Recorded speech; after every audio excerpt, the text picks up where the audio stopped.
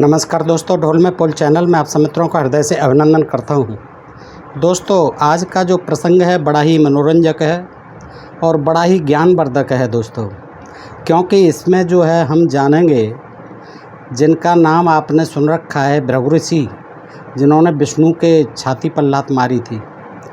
क्षमा बड़न को चाहिए छोटन को उत्पात, का रहीम हरि को घटे जो भृगु मारी लात। यानी रहीमदास जी कहते हैं कि भृगु के लात मारने पर विष्णु का क्या घटा, क्षमा बड़न को, और उन्होंने बड़ा होने के नाते भृगु ऋषि को क्षमा कर दिया। यद्यपि भृगु ऋषि जो है उनके ससुर साहब थे, लक्ष्मी के पिताजी थे दोस्तों, ब्राह्मण थे, ब्रह्मा के पुत्र थे। और ये जो है प्रसंग भृगु ऋषि और फिर उनके जो पुत्र हुआ च्यवन के बारे में भी आपने सुकन्या च्यवनस्य पढ़ा होगा। संस्कृत में एक जो है पाठ था, शायद जूनियर हाई स्कूल की किताबों में था हमारे समय में दोस्तों। तो उसमें आँख फोड़ दी थी, वो तपस्या कर रहे थे तो वामी हो गई थी। सुकन्या खेलने चली जाती है, राजकुमारी थी, और उसकी आँखों में जो है लकड़ी से छेद कर देती है, आँखें फूट जाती हैं।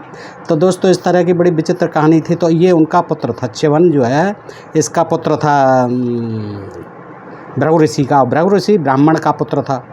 भृगु ऋषि ब्राह्मण का पुत्र इसलिए था कि वैसे तो आप जानते हो कि ब्रह्मा के सारे अंगों से ही पैदा हुए हैं, तो ब्रह्मा जी सबकी माता हैं। वैसे तो उन्हें पितामह कहा जाता है, लेकिन दोस्तों पिता के मुख से और पिता की जांघों से, पिता की बाहुओं से, पिता के अंगूठे से और पिता के पैरों से तो कोई पैदा नहीं होता है।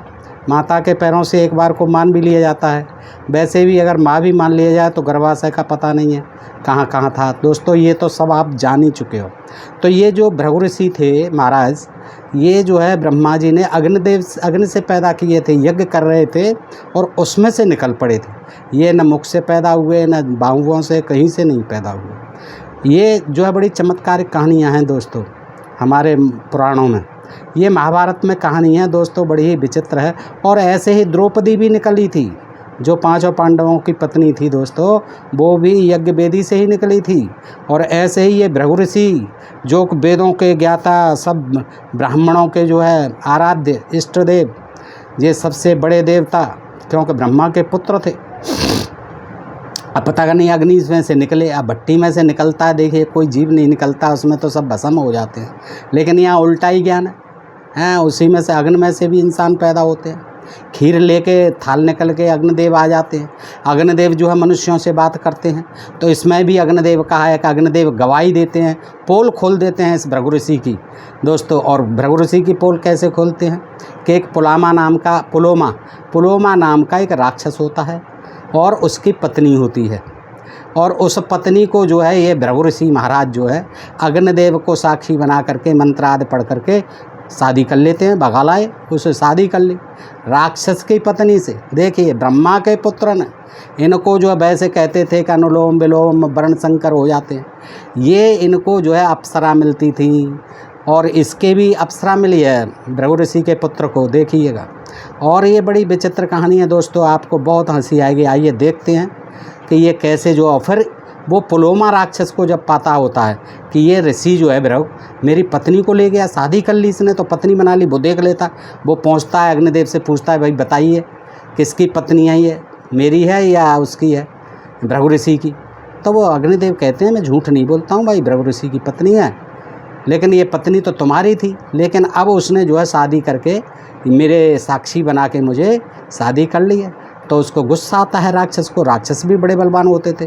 न केवल भगवान विष्णु ने ही सूअर का रूप धारण किया था, अवतार धारण किया था, लेकिन हमारे इस पुलोमा नाम के साधारण से राक्षस वीर ने बराह का अवतार धारण कर लिया, उसका अपहरण कर लिया।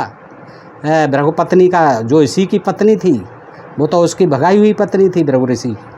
तो दोस्तों ये बड़ा विचित्र प्रसंग है, रोचक प्रसंग है, बड़ा ज्ञान वर्धक प्रसंग है। और ऐसा प्रतीत होता है कि ये कुछ भी लिख सकते हैं, पता नहीं अफीम, गांजा, भांग, चरस, दारू सारू पी करके ये मौज में लिखते रहे हैं।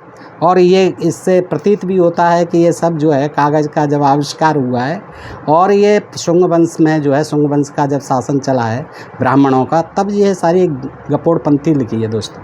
तो हम जो है देख रहे हैं, पढ़ रहे हैं साक्ष्यों सहित कि देखिए कैसी गपोड़पंथी जो है, जिनको पढ़ कर के हंसी आती है, और आप भी हंस लीजिए दोस्तों। आइए देखिए, ये जो है मैं प्रकरण रखता हूँ, बड़ा रोचक है, पृष्ठ 86 से है दोस्तों, और ये 5वां अध्याय है, और ये है महाभारत प्रथम खंड। दोस्तों आप धैर्य धारण करके, ये छोटा सा वीडियो है दोस्तों, अवश्य देखें, और आपको अवश्य ज्ञानवर्धन भी होगा, और इन तथाकथित ब्राह्मण ऋषियों की और ब्रह्मा पुत्रों की जो हकीकत भी आपके सामने आएगी कि ये दुराचारी कितने थे, पतित कितने थे दोस्तों।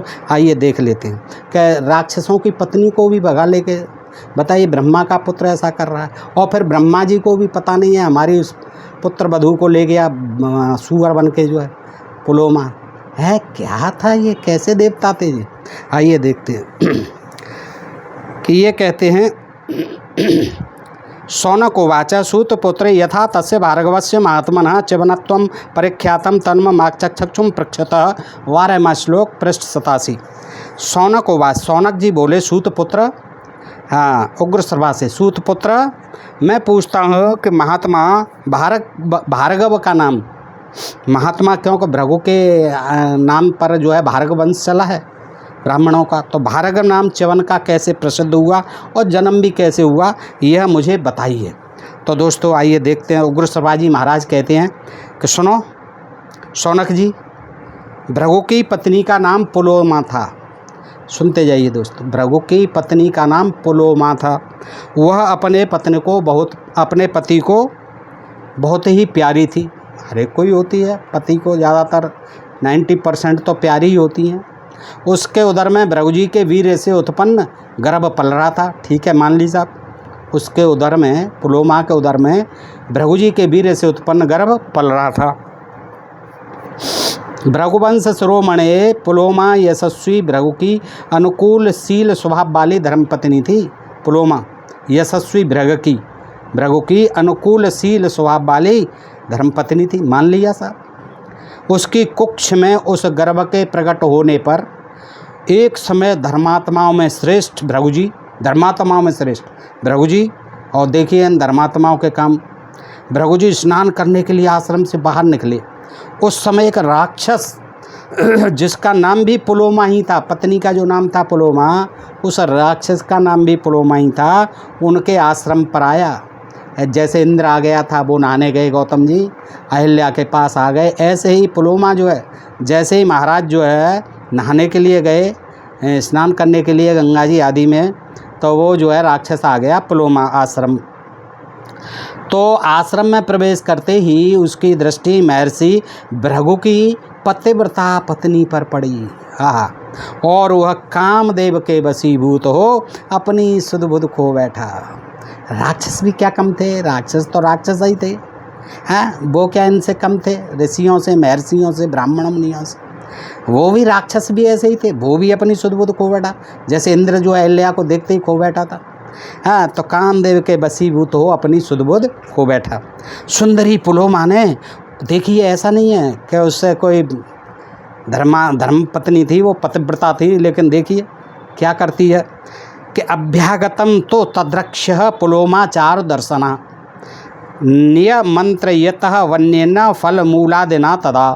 17वां श्लोक। क्या मतलब हुआ? सुंदरी पुलोमा ने उस राक्षस को अभ्यागत अतिथि मानकर बन के फलमूल आदि से उसका सत्कार करने के लिए न्योता दिए। आइए आइए महाराज, आप भी आइए, पतिदेव पूर्व पति थे वो, आइए आइए और आपका मैं देखिए स्वागत करती हूँ और फलमूल लीजिए आप। इस तरह से पुलोमा ने उसका स्वागत किया राक्षस का। ब्राह्मण वह राक्षस काम से पीड़ित हो रहा था, काम से तो पीड़ित होते ही हैं सब हैं। उस समय उसने वहाँ पुलोमा को अकेली देख बड़े हर्ष का अनुभव किया। हाँ, अकेली मिल गई, खूब खुश हो गया वो तो है, क्योंकि वह सती साध्वी पुलोमा को हर ले जाना चाहता था। उसे पता चल गया कि ये मेरी ही पत्नी है, पहचान लिया। कहीं होकर उसे लग गया हुआ कोई सोर्स जो है, तो उसे ज्ञात हो गया कि जाओ भृगु ऋषि के आश्रम में रह रही है तुम्हारी पत्नी। आ गया और उसका अपहरण करने का इरादा बना लिया उसने। मन में उस शुभलक्षणा सती के अपहरण की इच्छा रखकर वह प्रसन्नता से फूल उठा और मन ही मन बोला, मेरा तो काम बन गया। बिल्कुल हाँ, तो मेरा काम बन गया, मिल गई मेरी पत्नी। पवित्र मुस्कान वाली पुलोमा को पहले उस पुलोमा नामक राक्षस ने वर्ण किया था। पहले उसी ने शादी की थी उससे, पुलोमा का उस राक्षसी से। उसका भी नाम पुलोमा था, दोनों का नाम पुलोमा था। तो राक्षस से शादी कैसे हुई थी दोस्तों? बाल्यावस्था में पुलोमा रो रही थी। उसके रोदन की निवृत्ति के लिए, यानी रोने से चुप कराने के लिए, पुलोमा के पिता ने डराते हुए कहा, रे राक्षस, वही पुलोमा, रे राक्षस तू इसे पकड़ ले। जैसे डराते ना, हुआ आ जाएगा बेटा चुप हो जा, ऐसे कहा, अरे अयो पुलोमा इसे पकड़ ले। घर में पुलोमा राक्षस पहले से छिपा हुआ था। उसने मन ही मन वर्ण कर लिया। बोला, यार जे कह रहा है कर डराओ, इसे चुप कराओ, ये तो बड़ी सुंदर है, मैं तो इसे अपनी पत्नी बनाऊंगा। उसने मन ही मन वर्ण कर लिया, यह मेरी पत्नी है। बात केवल इतनी ही थी, अपनी पत्नी है, वर्ण कर लिया, उसका शादी हो गई। इसका अभिप्राय है कि हंसी खेल में भी या डांट डपटने के लिए भी बालकों से ऐसी बात नहीं करनी चाहिए, और राक्षस का नाम भी नहीं रखना चाहिए। हाँ, ये देखो, राक्षसों का नाम नहीं रखना चाहिए ब्राह्मण को। उसका नाम रख लिया पुलोमा, तो राक्षसी प्रवृत्ति की हो गई, और राक्षस ले भागा। राक्षस से उसे प्यार हो गया, वो उससे शादी कर ली। इसलिए ये महाभारत के लेखक कह रहे हैं कि राक्षसों के जैसे नाम नहीं रखने चाहिए ब्राह्मणों को अपने बच्चों के।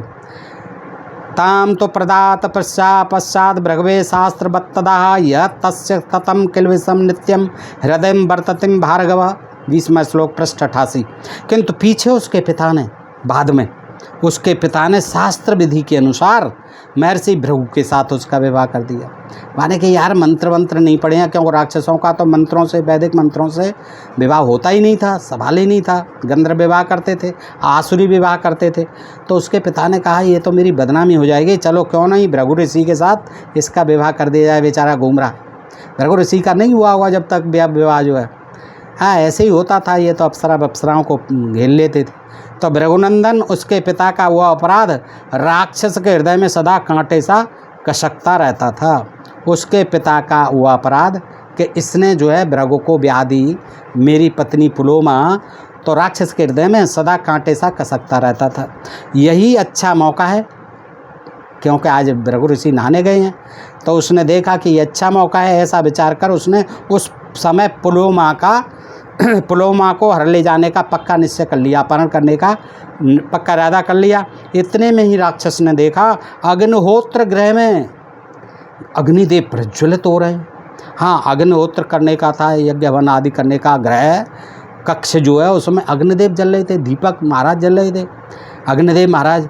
तब पुलोमा ने उस समय प्रज्वलित पावक से पूछा, संसम्य कस्य भार्येयम् अग्ने प्रक्षेरतेन वै। अग्निदेव, मैं सत्य की शपथ देकर पूछता हूँ, आपको सत्य की सौगंध, बताओ यह किसकी पत्नी है? अग्निदेव से पूछा राक्षस पुलोमा ने कि बताइए अग्निदेव, आपको मैं सत्य की सौगंध खिलाता हूँ, आप बताइए यह पत्नी किसकी है? देखो, राक्षस बड़े नीतिवान होते थे, धर्म पर चलने वाले होते थे। ऐसे नहीं अपहरण करके ले गया इंद्र की तरह, चलो करके और जो है कुकर्म चला गया। अब जो है उसने क्या कहा, अग्निदेव को पूछा, तो पावक तुम देवताओं के मुख हो, हाँ देवताओं के मुख हो, ब्राह्मणों के मुख हो, जो कुछ डालो सब स्वाहा, सब कुछ डालो सर्वभक्षी, सब कुछ डालो सब, कि आप जो है देवताओं के मुख हो अग्निदेव। इसलिए उन्होंने कह दिया देवताओं का मुख है अग्नि, और अग्नि जो है मुख देवताओं का है। तो पावक तुम देवताओं के मुख हो, अतः मेरे पूछने पर ठीक ठीक बताओ। तुम भाई देवताओं के मुख हो अग्निदेव, तुम ठीक ठीक बताओ। पहले तो मैंने ही इस सुंदरी को अपनी पत्नी बनाने के लिए वर्ण किया था, मैंने ही इसका वर्ण किया था अपनी पत्नी बनाने के लिए। मया ही अमृता पूर्वम भार्यार्थे वर वर्णनी। किंतु बाद में असत्य व्यवहार करने वाले इस पिता ने भृगु के साथ इसका विवाह कर दिया। देखिए, ब्रह्मा के पुत्र ब्राह्मण भृगु ऋषि के साथ राक्षस की ब्याही हुई पत्नी को ब्याह दिया है, तो असत्य व्यवहार करने वाले उसके पिता ने भृगु के साथ उसका विवाह कर दिया। आ गया होगा, डर गया होगा, साफ दे दूंगा अभी, कर इसके साथ मेरी शादी। भृगु ने डरा दिया होगा। यदि वह एकांत में मिली हुई सुंदरी भृगु की भार्या है तो वैसी बात सच सच बता दो अग्निदेव, अगर ये भृगु की पत्नी है तो, क्योंकि मैं इसे आश्रम से हर ले जाना चाहता हूँ, मैं इसका किडनैप कर लेना चाहता हूँ। वह क्रोध आज मेरे हृदय को दग्ध सा कर रहा है, वो क्रोध जो है अग्नि जल रही है, क्रोध अग्नि की, और मेरे हृदय को जला रही है महाराज अग्निदेव। इस सुमध्यमा को जो पहले मेरी भार्या थी, भृगु ने अन्यायपूर्वक हड़प लिया है। देखिए, हड़प लिया था अन्यायपूर्वक, जैसे आजकल ज़मीन जायदाद को हड़प लेते हैं। आजकल पत्नी तो कोई नहीं हड़प सकता, कानून में बड़ा कड़ा प्रावधान है, लेकिन उस समय तो ब्राह्मण थे, ब्रह्मा के पुत्र थे, किसी का पत्नी भी हड़प सकते हैं। संपत्ति तो शूद्रों की हड़पने का, वैश्यों की हड़पने का अधिकार ही था उन्हें, कि यज्ञ के लिए इनका कोई संपत्ति नहीं है, तो सब कुछ ब्राह्मण का है। तो उन्होंने वो पत्नी भी हड़प ली कि लाओ भाई, ये तो बड़ी सुंदरी है, हैं, जो पहले मेरी भार्या थी, भृगु ने अन्यायपूर्वक हड़प लिया है। एवं रक्षस्त मामंत्रम ज्वलितम चाद वेदसम संकमानम भृगोर भार्याम पुनः पुनरपृक्षतः। 26वां श्लोक उग्र सर्वाजी कहते हैं, ये सूत पुत्र थे, सूत पुत्र थे। इस प्रकार वह राक्षस भृगु की पत्नी के प्रति, यह मेरी है या भृगु की, बताओ अग्निदेव, ये मेरी पत्नी है कि भृगु ऋषि की पत्नी है, ऐसा संशय रखते हुए प्रज्वलित अग्नि को संबोधित करके बार बार पूछने लगा। अग्निदेव, तुम सदा सब प्राणियों के भीतर निवास करते हो, सर्वज्ञ अग्नि, तुम पुण्य और पाप के विषय में साक्षी की भांति स्थित रहते हो, अतः सच्ची बात बताओ। असत्य बर्ताव करने वाले भृगु ने, जो पहले मेरी ही थी, यानी मेरी ही पत्नी थी, असत्य का बर्ताव करने वाले इस भृगु ने, यानी झूठ का व्यवहार करने वाले, मिथ्या व्यवहार करने वाले इस भृगु ऋषि ने, जो मेरी पहले मेरी पत्नी थी, उस भार्या का अपहरण किया है, मेरी पत्नी का किडनैप किया है। यदि वह वही है, यदि यह जो बैठी हुई है यह वही है, तो वैसी बात ठीक ठीक बता दो। सर्वज्ञ अग्निदेव, तुम्हारे मुख से सब बातें सुनकर मैं भृगु की इस भार्या को तुम्हारे देखते देखते इस आश्रम से हर ले जाऊंगा। जीदार होते थे, जीवट होते थे, बहादुर होते थे, एक एक राक्षस के मारे सारे देवता भगे डोलते थे, इंद्रलोक का खाली करवा देते थे, इंद्रासन को हड़प लेते थे। ये पुलोमा भी कोई मामूली नहीं था। अब देखिए इसका करिश्मा, उसने कह दिया आज या तो बता दीजिए, अन्यथा मैं इसको अभी आश्रम से ले जाता हूँ आपके देखते देखते, इसलिए मुझसे सच्ची बात कहें। राक्षस की यह बात सुनकर ज्वालामयी 7 जिब्याओं वाले अग्निदेव, 7 जिब्या होती हैं अग्निदेव के, किसी जीव के नहीं होती हैं, इस अग्निदेव के पता नहीं 7 होती हैं, अनेक होती हैं, जो कुछ डालो तुरंत भस्म हो जाता है, लेकिन ये कहते हैं 7 जिब्या वाले हैं ये अग्निदेव। 7 जिब्याओं वाले अग्निदेव बहुत दुखी हुए।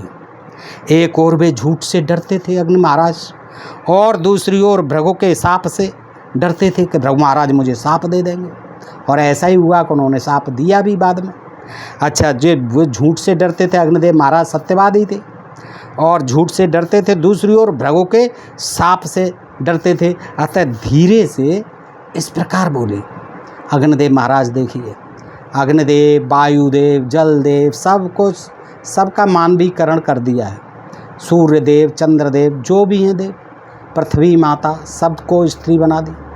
तो दोस्तों, ऐसे ही ये आप देखिए इंसान बने, मानव बने हुए हैं, और मनुष्य की भाषा में बात कर रहे हैं अग्निदेव। क्या कह रहे हैं?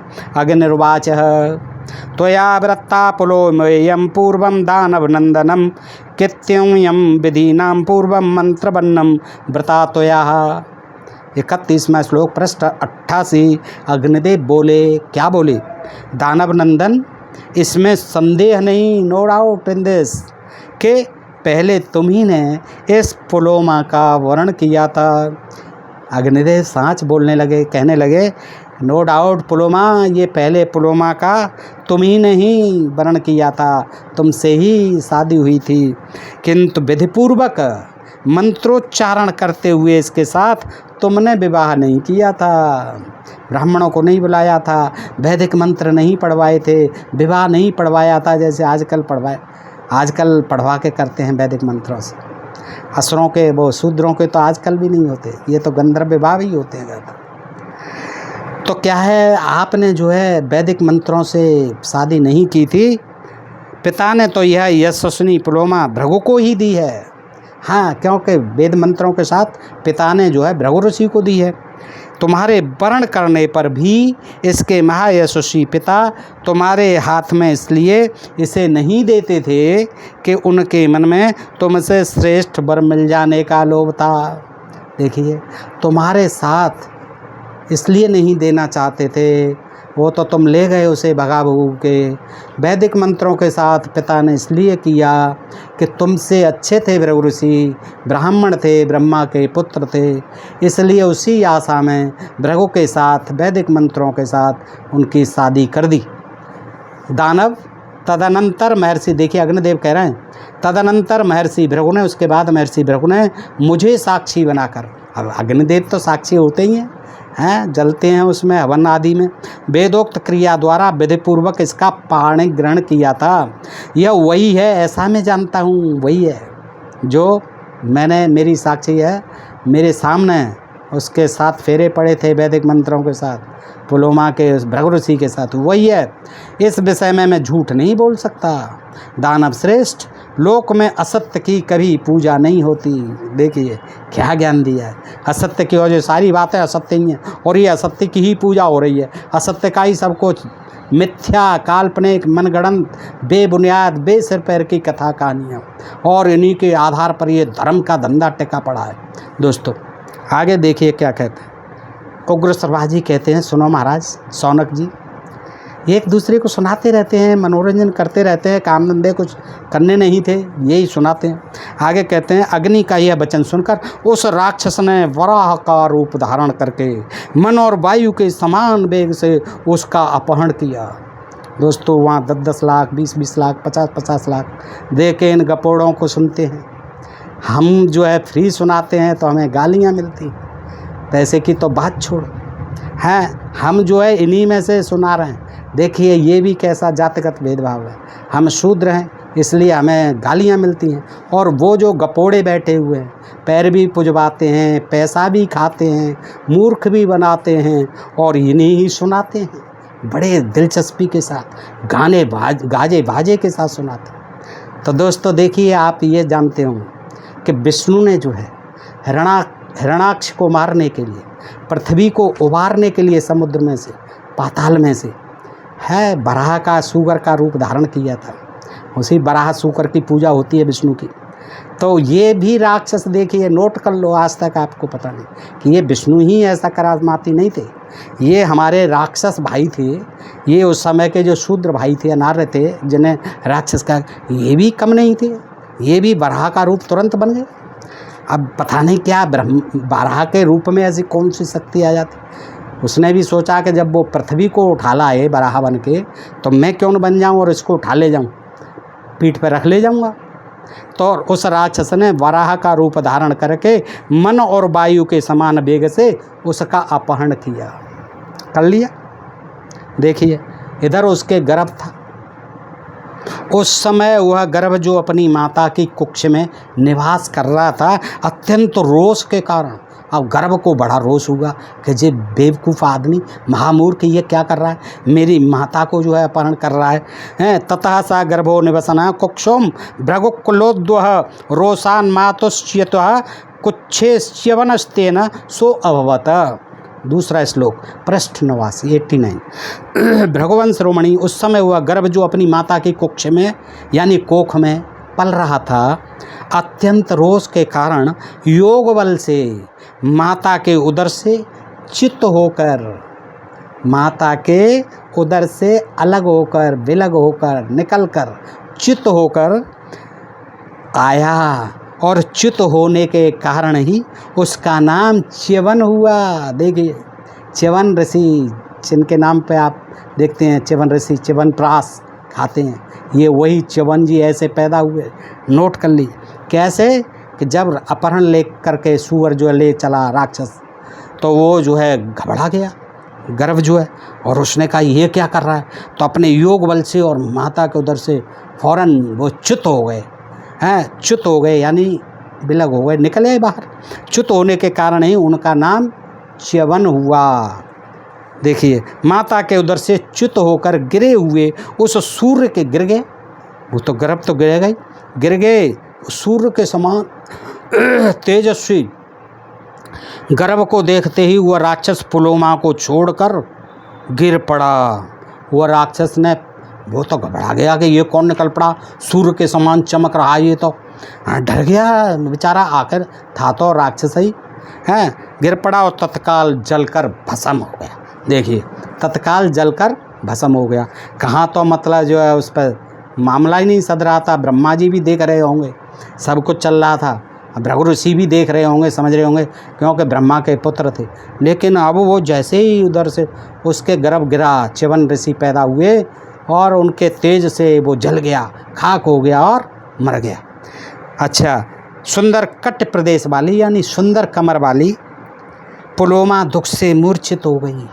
अब दुख का एक आए च्यवन आ गए।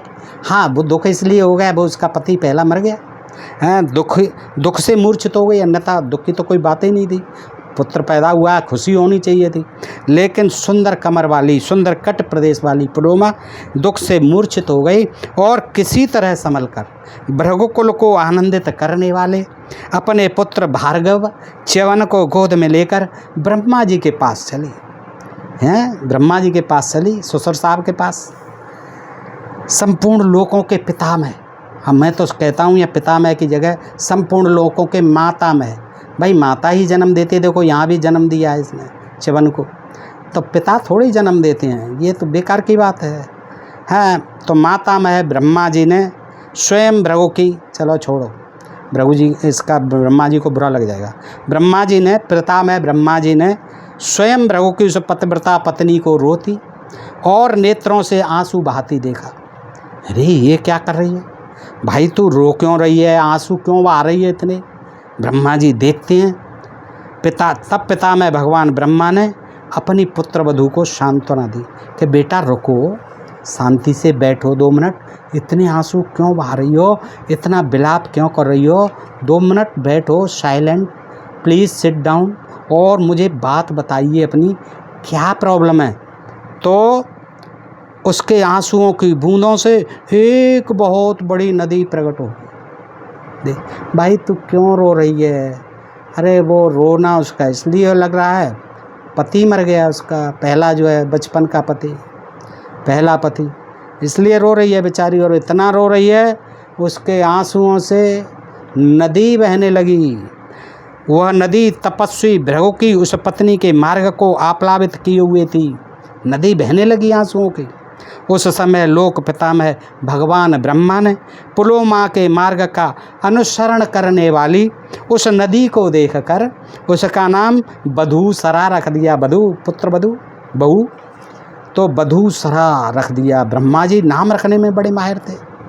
उनने कहा ठीक है जी, नदी बह रही है हमारे पुत्र बधू के आंसुओं से, उसका नाम ही उन्होंने बधूसरा रख दिया। देखिए आंसुओं से ही नदी बह निकलती, कहीं जटाओं से निकल पड़ती थी नदियों का, कहीं कोई कौशिकी बन गई स्त्री जो है, कोई किसी की पत्नी कुछ बन गई, नर्मदा बन गई, ऐसे ही बन जाते थे। सब कुछ संभव है इन पुराणों में, ये महाभारत है। बधूसरा रख दिया जो च्यवन के आश्रम के पास प्रवाहित होती है। देखना भैया, किसी ने देखी हो कहीं बहती हुई तो कमेंट करके लिखना, बताना दोस्तों, हम भी उसमें नहाएंगे किसी दिन जा कर के। कहाँ पर है ये बधूसरा नदी और कहाँ पर है ये च्यवन का आश्रम, तो दोस्तों अगर आपने किसी ने देखा हो तो अवश्य बताएं। अच्छा आगे चलते हैं। इस प्रकार भृगुपुत्र प्रतापी च्यवन का जन्म हुआ, ये आपने देख लिया। भृगुपुत्र प्रतापी बहादुर च्यवन का जन्म हुआ। तदनंतर पिता भृगु ने वहाँ अपने पुत्र च्यवन तथा पत्नी पुलोमा को देखा। ब्रह्मा के पास वो भी पहुँच गए वहाँ। अब उसने अपनी पत्नी को देखा भृगु ने, और पुलोमा वो उसको च्यवन को देखा। और सब बातें जानकर उन्होंने अपनी भार्या पुलोमा से कुपित होकर पूछा, और गुस्सा आ गया उन्हें, क्यों रो रही है भाई तू, और ये बच्चा क्या कहाँ से आ गया। तो वो कहते केनास रक्षसे तस्मे कथताम त्वम जिहीर सते न त्वाम वेद तद रख्यो मभ्यार्याम चार हासिनीम। 10वां श्लोक पृष्ठ 90। भृगु बोले कल्याणी, तुम्हें हर लेने की इच्छा से आए हुए उस राक्षस को किसने तुम्हारा परिचय दे दिया। ये अब उन्हें पता लग गया होगा कि ये तो वहाँ पहुँच गई, तो ये पूछ रहे हैं कि भार्या तुम उस राक्षस का मुझे ये बताओ, उसे बता किसने दिया, आपका इंट्रोडक्शन किसने दिया आपके बारे में। मनोहर मुस्कान वाली मेरी पत्नी तुझ पुलोमा को वो राक्षस नहीं जानता था, फिर कैसे जान गया, किसने बता दिया ये भेद। फिर ये ठीक ठीक बताओ। आज मैं कुपित होकर अपने उस अपराधी को साप देना चाहता हूँ। हाँ, उस अपराधी को साप देना चाहता हूँ। कौन मेरे साप से नहीं डरता है, मैं ये सब जानते हैं। मेरा साप जो है बड़ा अमोघ है, सबको डर लगता है, थर थर काँपते हैं। और इसीलिए उसका पुलोमा का बाप डर गया होगा। ब्याधी महाराज ले जाओ, तुम करो तुरंत, ब्राह्मणों को बुला के मंत्र पढ़ के ले जाओ, होगी जिस किसी की बनी रहेगी। तो किसके द्वारा ये अपराध हुआ है, किसने ऐसा अपराध किया है कि तुम्हारा इंट्रोडक्शन उस राक्षस को दे दिया। पुलोमा बोली, भगवान अग्निदेव ने उस राक्षस को मेरा परिचय दे दिया। इससे कुर्री की भांति विलाप करती हुई मुझ अबला को वह राक्षस उठा ले गया। जैसे सीता को रावण उठा ले गया, ऐसे ही वो कहती है, मुझे पक्षी की भांति विलाप करती हुई मुझ अबला को वह राक्षस उठा ले गया। बताओ, भृगु ऋषि, ब्राह्मण पुत्र भृगु ऋषि की पत्नी भी कहती है अबला, और राक्षस इतना बलवान कि उसको उठा ले गया, कुर्री पक्षी की भांति विलाप करती हुई। पुलोमा का यह वचन सुनकर परम क्रोधी महर्षि भृगु का क्रोध और भी बढ़ गया, ऊपर को प्रज्वलित हो गया और क्रोध। उन्होंने अग्निदेव को शाप दिया, तुम सर्वभक्षी हो जाओ। अरे साप क्या दे दिए, तो आनंद आ गए, ये तो लॉटरी खुल गई। सर्वभक्षी, जो कुछ भी मिला है सब आग धतूरा खाओ। इससे यही है, ये कथाओं का ये ताना बना बुना जाता है कि यानी उसमें कुछ भी, पशुओं का भी यज्ञ में हवन करो, अश्वमेध करो, गौमेध करो, नरमेध करो, मुर्गा डालो, बकरा डालो, सब उसमें हजम है। क्यों? भृगु ऋषि ने साप जो दे दिया अग्नि को, सब कुछ तुम में बसन। हाँ, तो तुम सर्वभक्षी हो जाओ। महर्षि भृगु के साप देने पर अग्निदेव ने कुपित होकर यह बात कही, ब्राह्मण तुमने मुझे साप देने का यह दुस्साहसपूर्ण कार्य क्यों किया। ब्राह्मण यानी ब्रह्मा के पुत्र ब्राह्मण, तुमने मुझे शाप देने का ये दुस्साहस कैसे किया। मैं सदा धर्म के लिए प्रयत्नशील रहता हूँ और सत्य एवं पक्षपात शून्य वचन बोलता हूँ। अग्निदेव, अतः उस राक्षस के पूछने पर तभी तो अग्नि के आगे लिए जाते हैं 7 फेरे कि गवाही हो जाती है, ऐसा बना दिया गया है। अतः उस राक्षस के पूछने पर यदि मैंने सच्ची बात कह दी तो इसमें मेरा क्या अपराध है यार, मुझे तो सत्य बोलना है। तुम नाक मुझे साप दे रहे हो सर्वभक्षी होने का। भाई मैं तो अग्निदेव हूँ, साप बोलता हूँ, सच बोलता हूँ, मेरी गवाही लगती है, मेरे सामने शादियाँ होती हैं, विवाह होते हैं, तो मैंने देखा था जो बता दिया उसे राक्षस को, मैं झूठ कैसे बोलता। जो साक्षी किसी बात को ठीक ठीक जानते हुए भी पूछने पर कुछ का कुछ कह देता है, वो झूठ बोलता है। वह अपने कुल में पहले और पीछे की 7 पीढ़ियों का नाश करता, उन्हें नरक में ढकेलता है। ये जानते नहीं हो भृगु ऋषि आप हैं? 7 पीढ़ियों को जो आगे पीछे की हैं नरक में जाती हैं अगर झूठी गवाही देता है तो। और मैं तो अग्निदेव हूँ, मैं झूठी गवाही कैसे दूंगा। इसी प्रकार जो किसी कार्य के वास्तविक रहस्य का ज्ञाता है वह यदि पूछने पर भी न जानते हुए भी नहीं बतलाता, मौन रह जाता है, तो वह भी उसी पाप में लिप्त होता है, इसमें संशय नहीं है। देखिए अग्निदेव क्या कह रहे हैं, जो वास्तविक किसी रहस्य को जानता है, किसी क्रियाक्रम के रहस्य को जानता है, किसी अपराध के रहस्य को जानता है, और पूछने पर यानी इन्वेस्टिगेशन करने पर, इंट्रोगेशन करने पर वो मौन रह जाता है, छुपाता है, तो ये भी तो अपराध माना जाता है। 120 भी क्रिमिनल वो षड्यंत्र में आ जाता है। हाँ, आपराधिक षड्यंत्र। तो वो छुपाता क्यों है, मौन क्यों रहता है, ये तो घोर अपराध है, तो ये नहीं करना चाहिए। तो मैं कैसे मौन रह जाता, इसमें संशय नहीं है। मैं भी तुम्हें साप देने की शक्ति रखता हूँ भृगु ऋषि, मैं तुमसे कम नहीं हूँ भाई, मैं भी अग्निदेव हूँ, तो भी नहीं देता हूँ। लेकिन मैं देता नहीं हूँ क्योंकि ब्राह्मण हो आप, और ब्राह्मण मेरे मान्य हाँ, ब्राह्मणों से तो मेरा पाला पड़ता है, वही तो मुझे तमाम घी और गोला और नारियल और वो तमाम फल फूल खिलाते हैं, खूब धूप डालते हैं, उसमें खुशबू करते हैं। तो मेरा तो भाई उनको ब्राह्मण मेरे मान्य हैं, इसीलिए वो मेरी पूजा करते हैं, मैं उनकी मान्यता करता हूँ। और क्योंकि ब्राह्मण, देखो अग्निदेव ब्राह्मण नहीं थे, इसका मतलब ये भृगु ऋषि ब्राह्मण थे, प्योर ब्रह्मा के पुत्र थे। मैं भी तुम्हें साप देने की शक्तो अहमपि सप्तम त्वाम मान्यानस्तुम ब्राह्मणा मम जानतो अपि च ते ब्रह्मण कथयिष्ये निबोध ततः। 5वां श्लोक। तो मैं भी तुम्हें साप देने की शक्ति रखता हूँ भृगु महाराज, तो भी नहीं देता हूँ, क्योंकि ब्राह्मण मेरे मान्य हैं, मेरे लिए आदरणीय हैं, रेस्पेक्टेबल हैं, सम्माननीय हैं।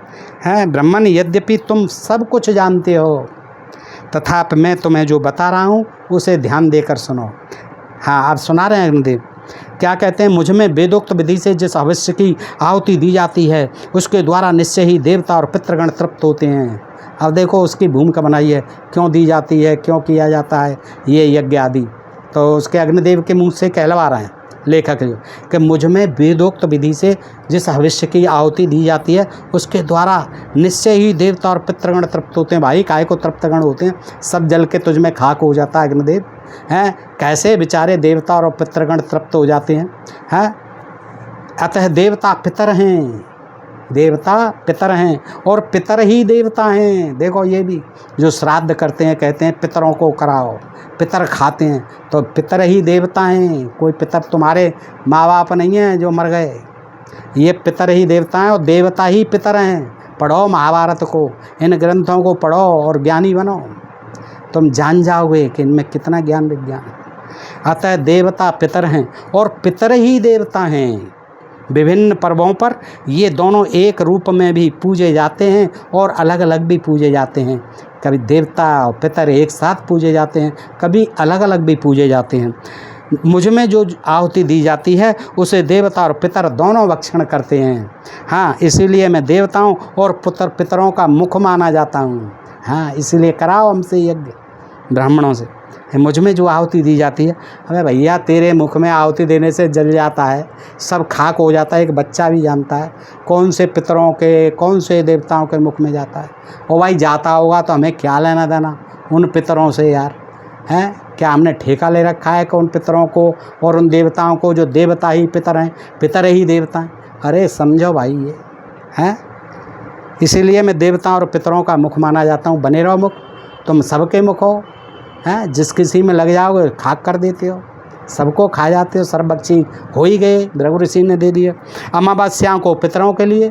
अब क्या मतलब था अगर अमावस्या पूर्णमासी हैं? अग्निदेव ज्ञान दे रहे हैं, अमावस्या को पितरों के लिए और पूर्णिमाओं के देवताओं के लिए मेरे मुख से आहुति दी जाती है, और उस आहुति के रूप में प्राप्त हुए भविष्य का वे देवता और पितर उपभोग करते हैं। अब ये अग्निदेव अपना ज्ञान दे रहे हैं। सर्वभक्षी होने पर मैं इन सबका मुख कैसे हो सकता हूँ? सर्वभक्षी हो जाऊँगा तो मैं ही खा जाऊँगा, फिर मैं उनको कैसे पहुँचाऊँगा?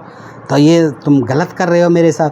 तो इस तरह से वो अग्निदेव और उनका जो है विवाद चलता है। दोस्तों आज हम इस प्रसंग को यहीं तक रखते हैं। दोस्तों हमारा मकसद सिर्फ ये था कि देखिए किस तरह से ब्रह्मा का पुत्र भृगु ऋषि महाराज, वो जो है ज़बरदस्ती शादी कर लेता है वैदिक मंत्रों से अग्निदेव को साक्षी मान।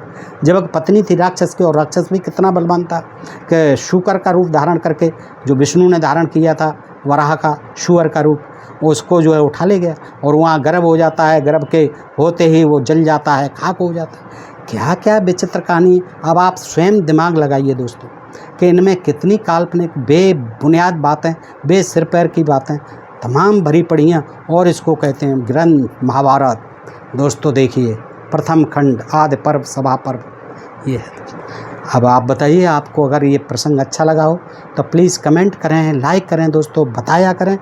और आप कैसे प्रसंग सुनना चाहते हैं ये भी बताया करें दोस्तों। अपने प्रिय चैनल ढोल में पोल को सब्सक्राइब करते हैं। आज के लिए इतना ही। सुनने के लिए आप सब मित्रों का हृदय से आभार। नमस्कार, जय हिंद, जय भारत दोस्तों।